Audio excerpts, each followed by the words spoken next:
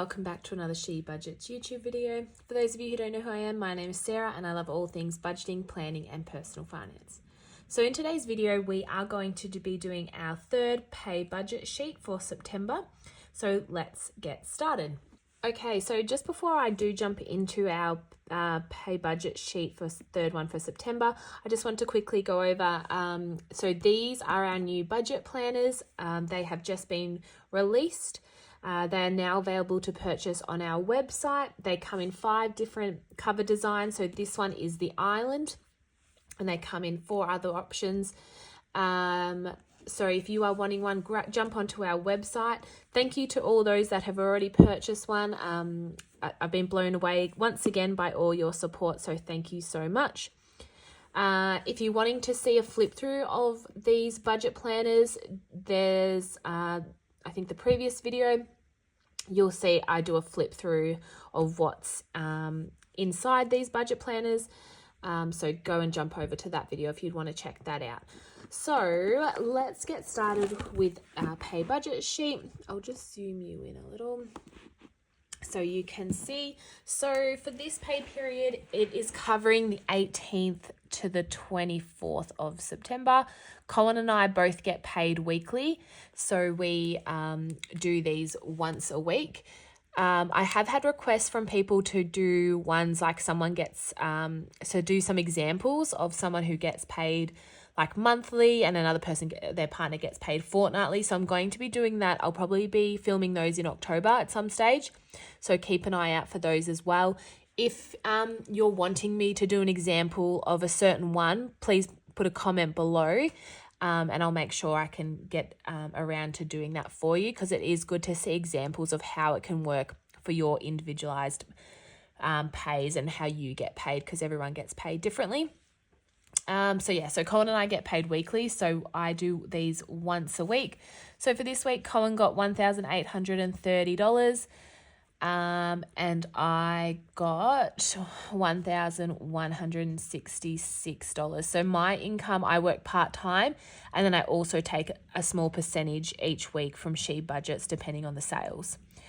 So we're working with $2,966 for this pay period. So moving on to our fixed expenses. So these are our expenses that always stay the same each month. I know exactly how much they're going to be. So car insurance is $68. That comes out fortnightly. Next, we have our mortgage, which is coming out on the 20th, and that is $608. Luckily, we are still, half of our mortgage is fixed still at 1.9, so I'm so grateful for that. So we've been able to save a lot towards our new car, which is our main goal at the moment. Utilities, $140. Colin's gym membership is down to $3. He hasn't been going as much, so they're sort of just putting it on this for a couple of weeks just to see if he'll go or not. He's just been working away in that a lot lately, and he's a bricklayer, so he's exhausted. Quite a physical, demanding job. Childcare, VIT. So VIT, that is my teaching registration. So I am, even though I'm not teaching at the moment, I still want to keep doing that in case I go back to it. So then childcare, $55 for the week, and then I just have a buffer amount in our fixed expenses like bill bank account, just in case there is a bill that comes out that I didn't budget for, or it's a higher amount than what I predicted. So then I just do the totals down the bottom. So fixed total for this week is $1,018. So then what I do is I take that total income minus the fixed amount equals our remainder. So we've got left $1,948 to budget with. All right, moving on to our variable expenses. So these always vary each week, but I always try and stick to an amount. So groceries, $3.50. Eating out, I budgeted, what am I going to do? $50 for this week. Car, so like petrol usually, $100.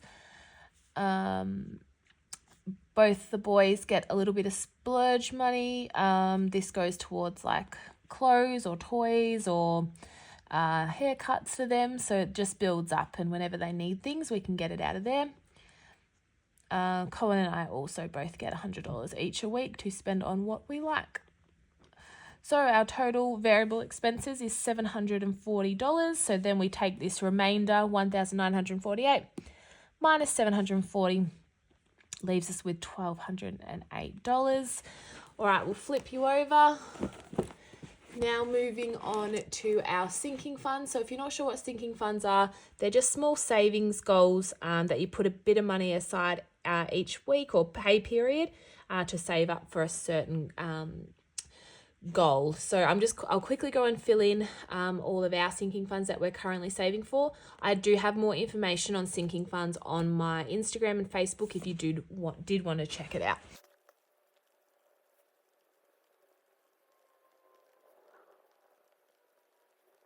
Okay, so here are our sinking funds. So starting with boys' birthday, we put in $25 a week into that. Their birthdays are in June and July, so it's saving up for next year. Christmas always gets $40 to save up for $2,000 for the whole year. I haven't even started Christmas shopping yet, but definitely I'm keeping my eye out for anything. Holiday gets $100 each week. Gifts this week's getting $20. We don't have as many birthdays coming up for the next month or two, so we don't need to put in as much into that one. Medical is also getting $20. Car registration, $25. Colin just paid his, so that's pretty much depleted this sinking fund, so we'll build it back up for next year. Car service gets its usual $75. House is getting $20. Family fun is also getting $20. Events is getting $50. I have like an end of year netball trip coming up, so I need to pay for that. So I'm just going to put in a bit extra into that each week. Union fees gets $20. Clothing is getting $5 this week. Giving is getting $5. School is getting $50. My oldest starts school next year, so we're just saving up for the fees so we can pay them all at the beginning. And then miscellaneous is getting $15. So for a total of $490 for our sinking funds this week, leaving us with $718 remaining to budget with.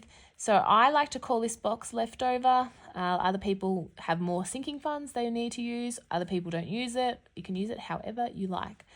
So we have our challenge that we're saving, the 52-week challenge. I'm putting $18 in there.